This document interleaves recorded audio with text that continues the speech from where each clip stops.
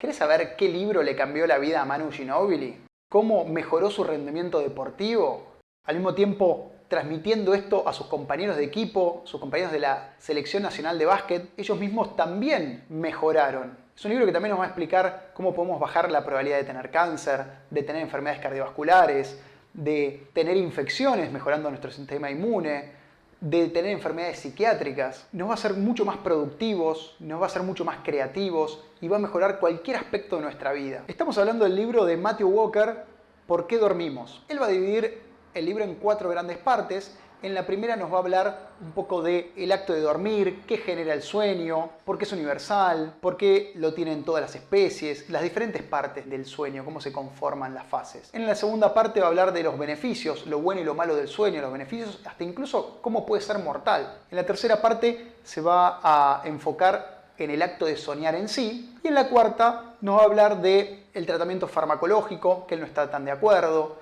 y de diferentes patologías, y también la relación con la sociedad. Qué cosas algunas empresas o incluso la sociedad o algunos organismos hacen bien y qué cosas hacen mal desde su punto de vista. La OMS está alarmada con las cifras de privación del sueño. Aproximadamente el 70% de la población duerme menos de 8 horas.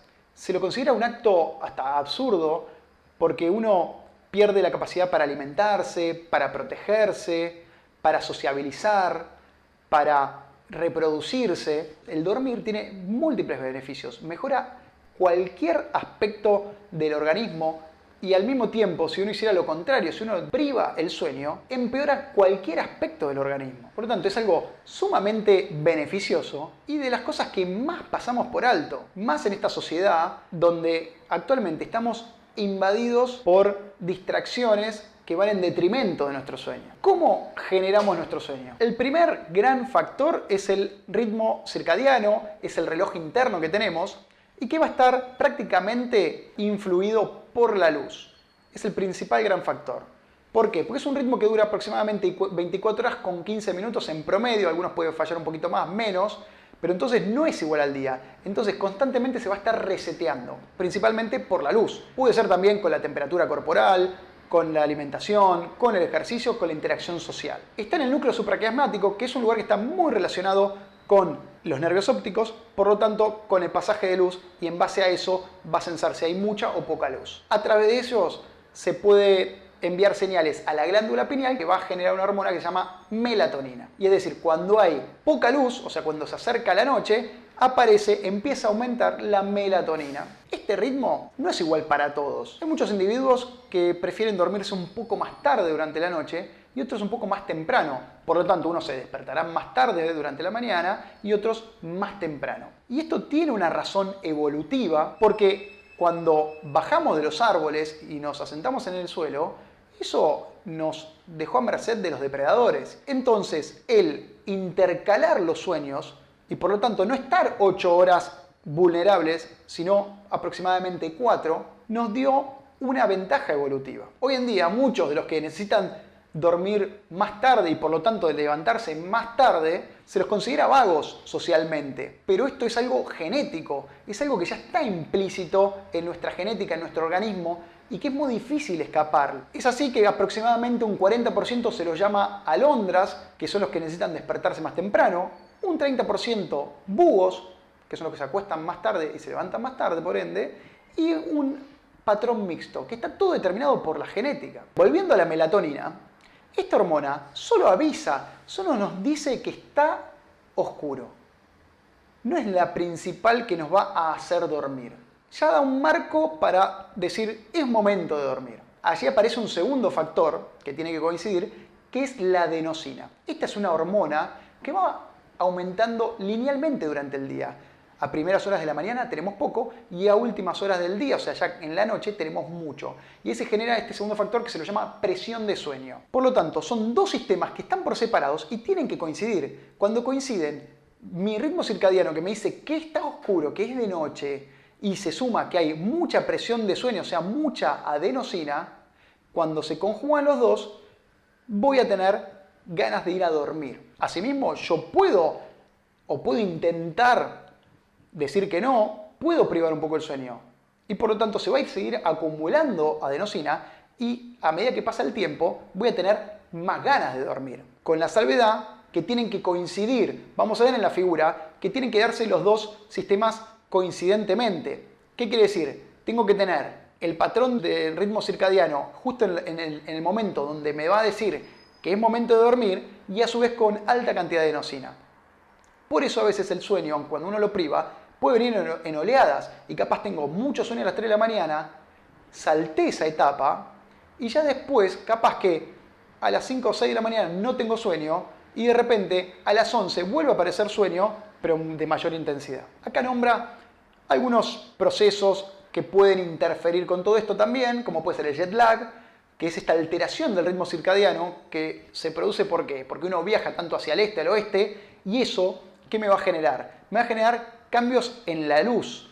Al alterar la luz, altero mi ritmo circadiano, mi reloj interno. Obviamente entonces va a depender, no es lo mismo si viajo hacia el este o al oeste, porque si sumo horas o si disminuyo horas, ¿no? Si resto horas, y al mismo tiempo va a inferir obviamente la cantidad que me voy hacia un lado o hacia el otro. No es lo mismo irme 1 o 2 horas que irme 8.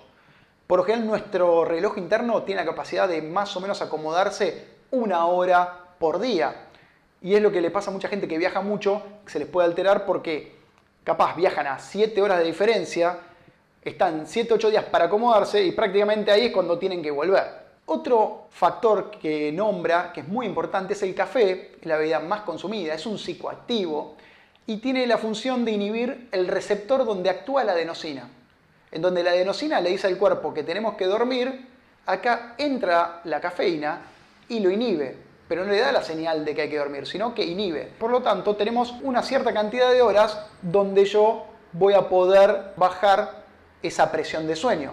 Obviamente, cuando disminuye la cafeína en sangre, no solo voy a tener la adenosina que tenía hace un rato, sino que voy a tener más. Por lo tanto, el rebote, o sea, el deseo de dormir puede ser aún mayor. Y también nombra, que dejamos ahí la ilustración, el gráfico, donde las arañas con diferentes sustancias, con el café se vio que fue mucho más marcada, mucho más notoria la falla para poder trabajar. ¿Cómo no nos damos cuenta cómo influye el café en nuestras vidas? Sobre todo cuando a veces uno la consume a altas horas de la noche y entonces empeora la calidad y la duración del sueño. Y no nos damos cuenta cómo eso influye en nuestro trabajo, en nuestras actividades del día siguiente. ¿Cómo definimos el sueño?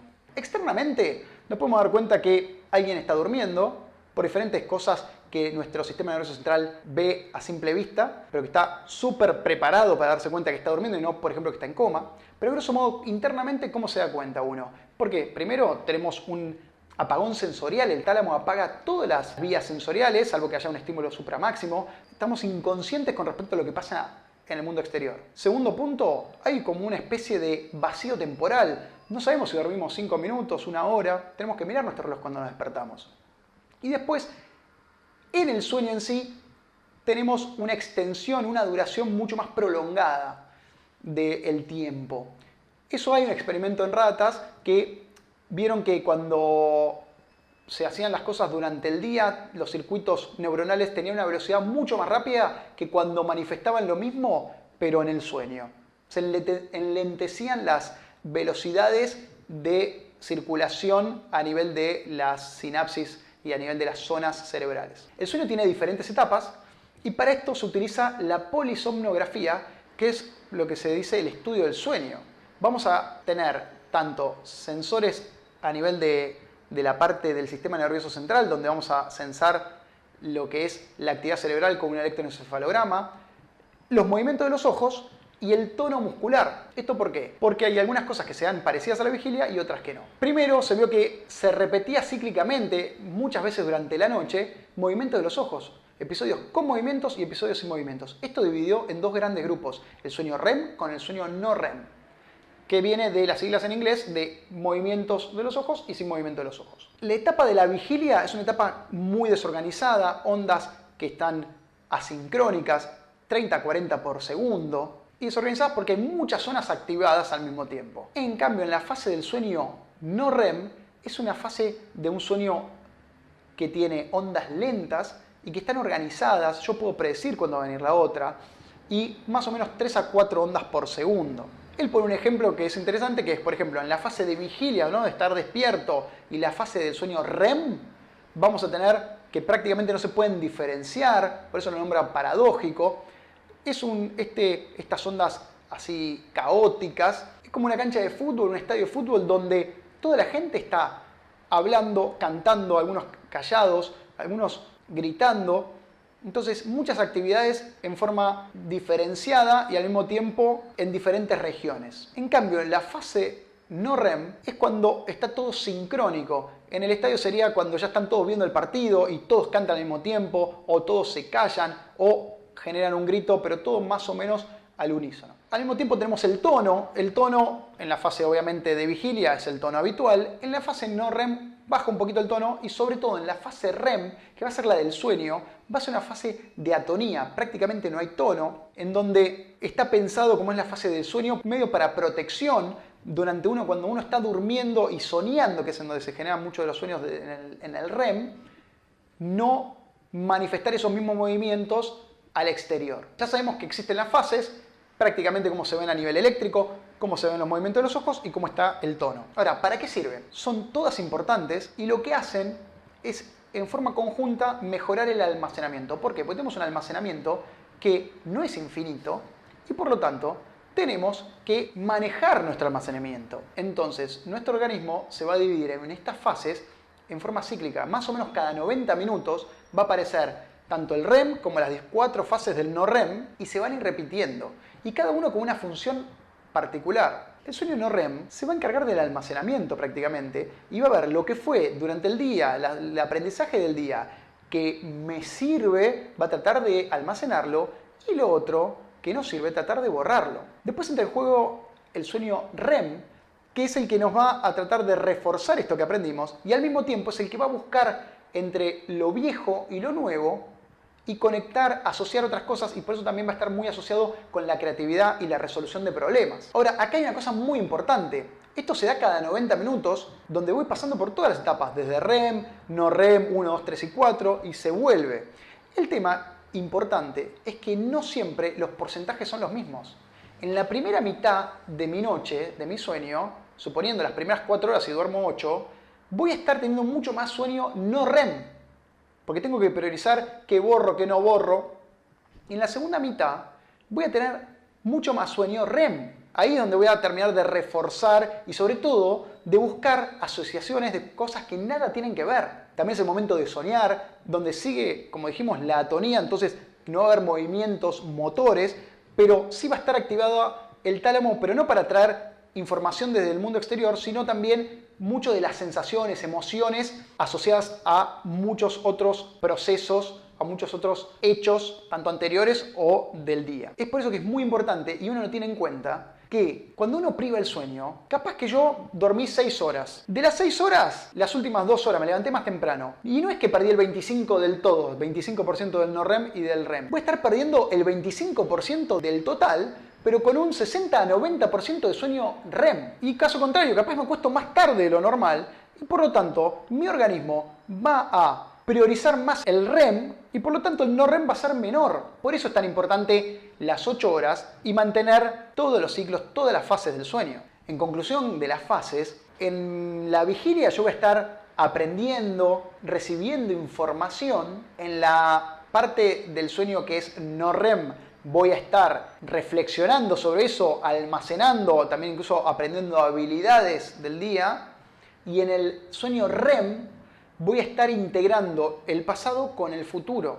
Es por eso que me da la capacidad de innovar, de resolver problemas, creatividad. Después una cosa importante que remarca es que el sueño es universal. No importa el animal o el insecto o el organismo o ser vivo que busquemos, todos duermen de múltiples formas y hasta es difícil, no puede nombrar por qué algunos duermen más u otros menos, porque hay animales muy parecidos que duermen muy diferente y animales muy diferentes que duermen muy parecido, pero todos duermen, o sea, el sueño es universal.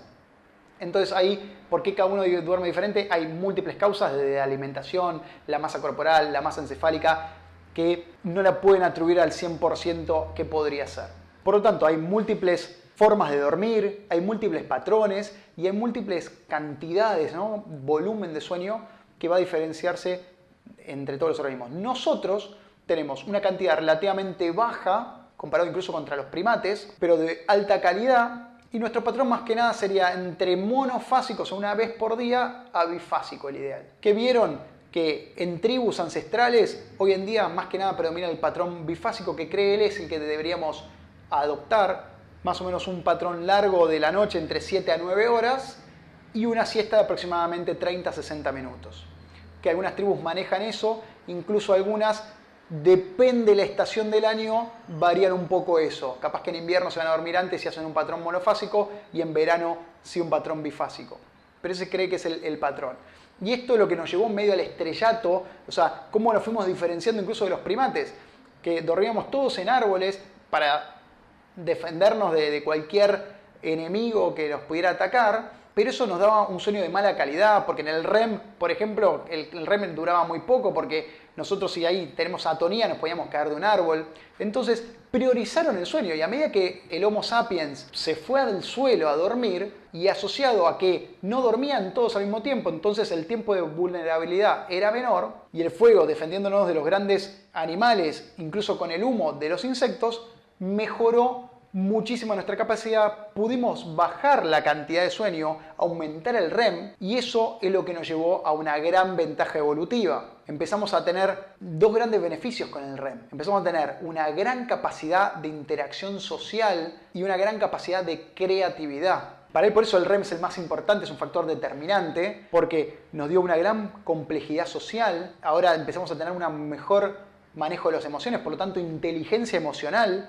Eso hizo que mejoráramos tanto intra como interpersonalmente, por lo tanto las comunidades se hicieron mucho más inteligentes y sumado en grupos hizo algo exponencial. Incluso él lo prioriza con respecto a la creatividad, porque dice que la creatividad si bien ayuda un montón, pero es algo solamente del individuo. El otro fue algo en grupo, pero tanto la creatividad como todo el manejo de emociones asociado al REM, que fuimos mejorándolo, hizo que nuestra especie le sacara años luz de ventaja a cualquier otra. Y él remarcó, para él el patrón a dormir es el bifásico, 7 a 9 horas durante la noche y una siesta de 30 a 60 minutos aproximadamente, y pone el ejemplo de Grecia.